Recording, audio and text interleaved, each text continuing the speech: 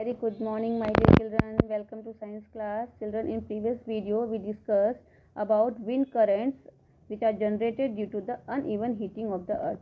In which we discussed about how wind currents are generated due to the uneven heating of the equator and the poles, and also we discussed about how wind currents are created during uneven heating of land and water of the ocean. Okay, but there are some situations in our nature where these wind current create lots of disaster, and it also pose threat to human, animals and plant life. Okay, so in this video we will discuss about some of these situation.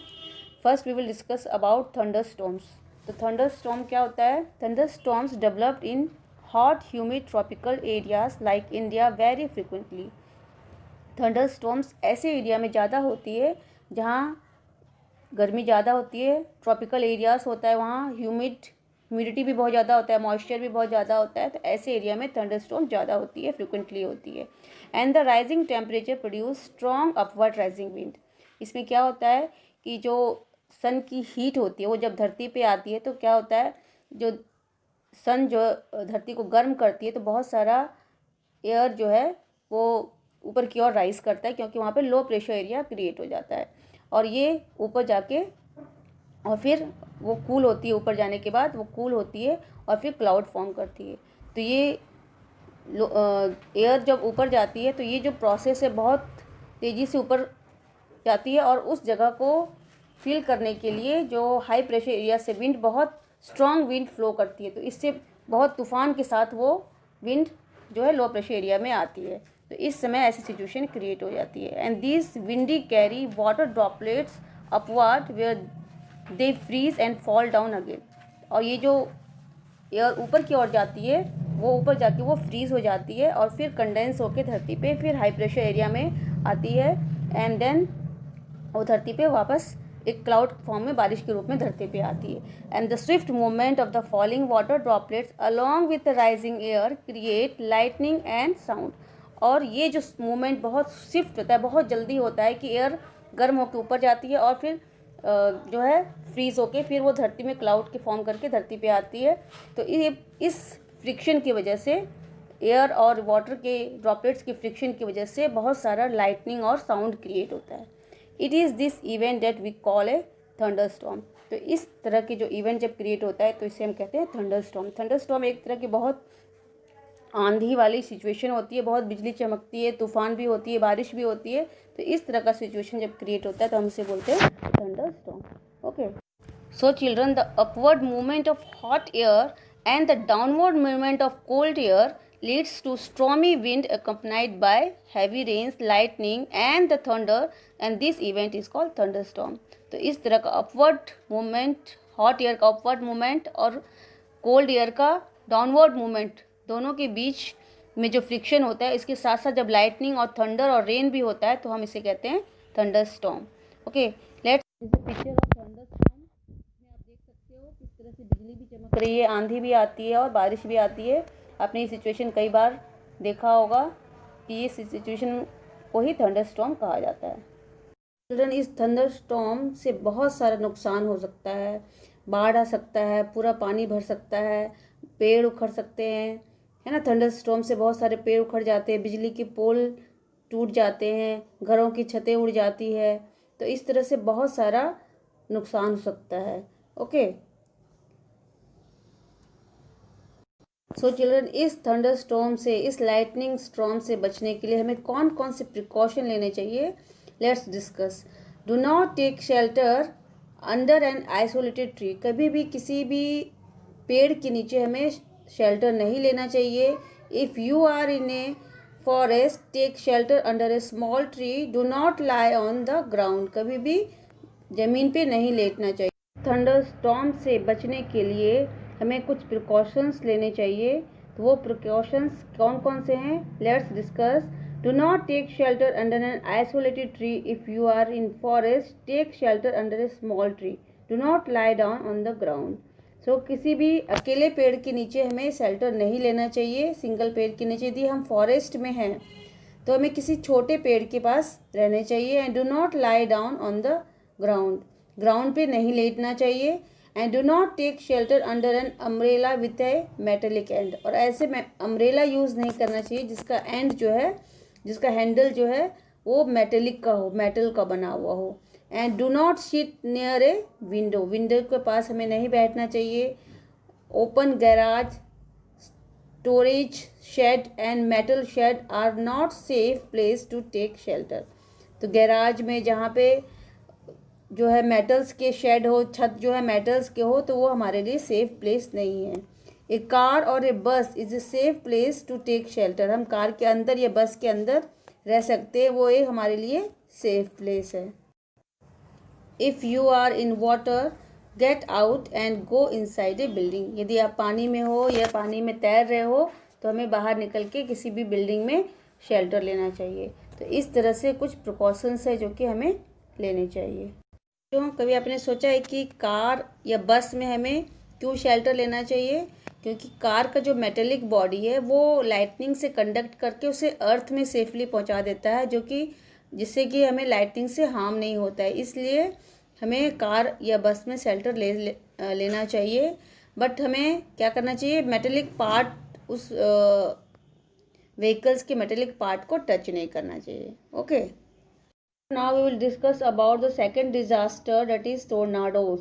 In India tornadoes are very frequent, बहुत ज़्यादा होता है India में। A tornado is a dark funnel shaped cloud that reaches from the sky to the ground.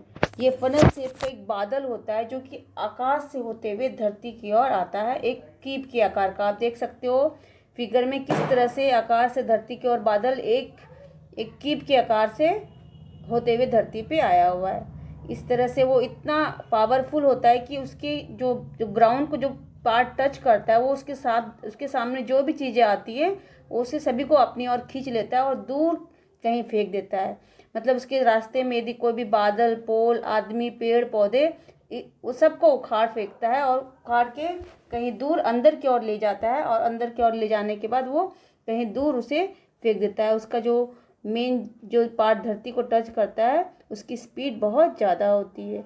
तो आप देख सकते हो किस तरह से टोर्नाडोज क्रिएट होते हैं। Violent tornadoes can travel at the speed of 300 kilometre per hour. जो वायलेंट टोर्नाडोज होते हैं उसकी जो स्पीड होती है वो 300 किलोमीटर पर आवर होती है। लेकिन बहुत सारे टोर्नाडोज बहुत वीक होते हैं, हल्के से होते हैं, जो कि आते हैं और चले जाते हैं। लेकिन बहुत सारे जो वायलेंट टोर्नाडोज होते हैं तो वो बहुत पावरफुल होते हैं, वो अपने साथ हर चीज़ को उखाड़ के ले जाते हैं। पेड़ को भी वो उखाड़ के अपने अंदर ले जाते हैं और बहुत कहीं दूर उखाड़ के फेंक सकते हैं, इतने वो पावरफुल होते हैं। The diameter of the tornadoes can be as small as the metre and as large as a kilometre और इवन वाइडर।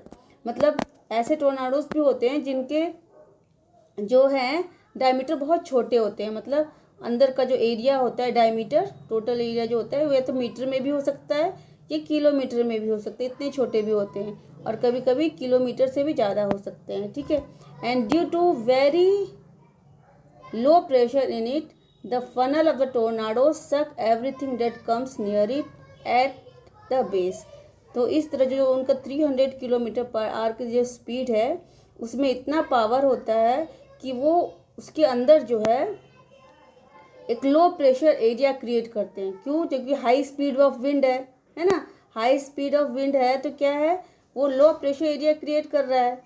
तो लो प्रेशर एरिया क्रिएट करने से क्या हो रहा है, वो किसी को भी अपनी ओर खींच सकता है।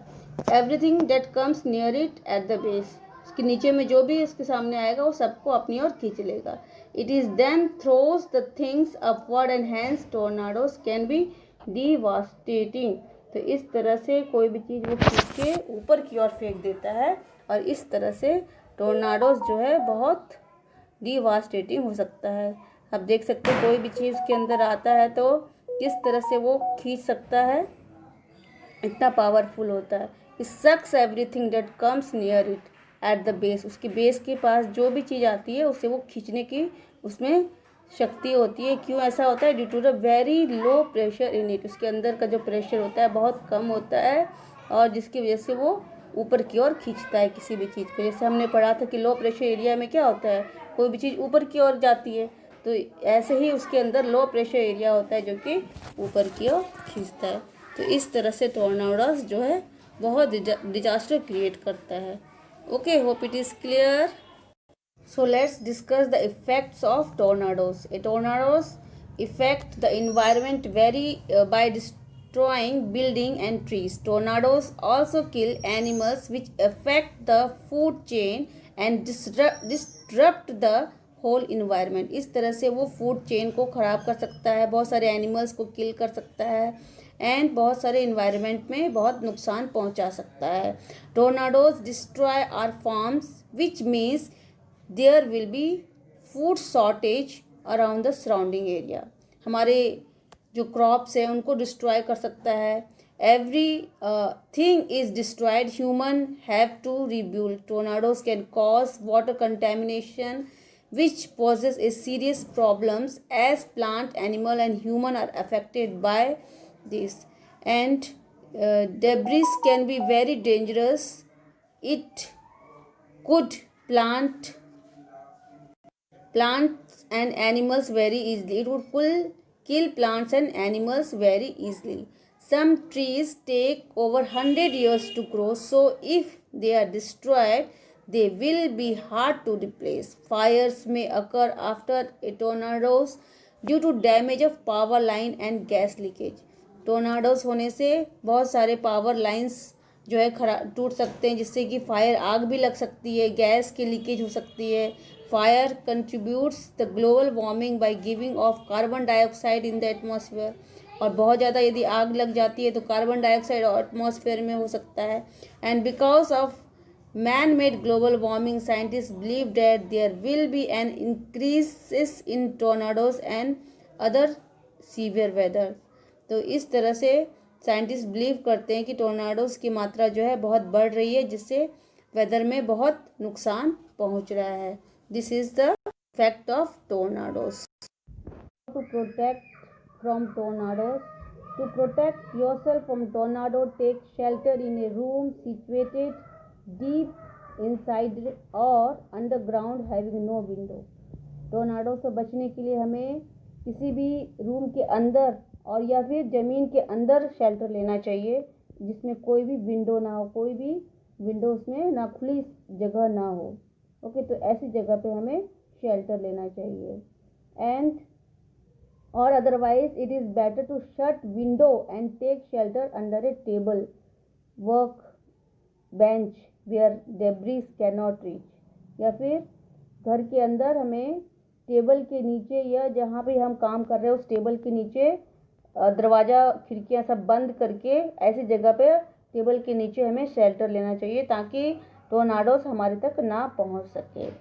एंड बो down the knees protecting head and neck using arm. और अपने हेड को इस तरह से झुक के, जिस तरह से आपको पिक्चर में दिख रहा है उस तरह से झुक के नीज को झुका के अपने आप आपके हेड को और नेक को जो है प्रोटेक्ट करना चाहिए using arm. Hope children you understood about tornadoes and thunderstorm. Now in next video we will discuss about formation of a cyclone. Thank you.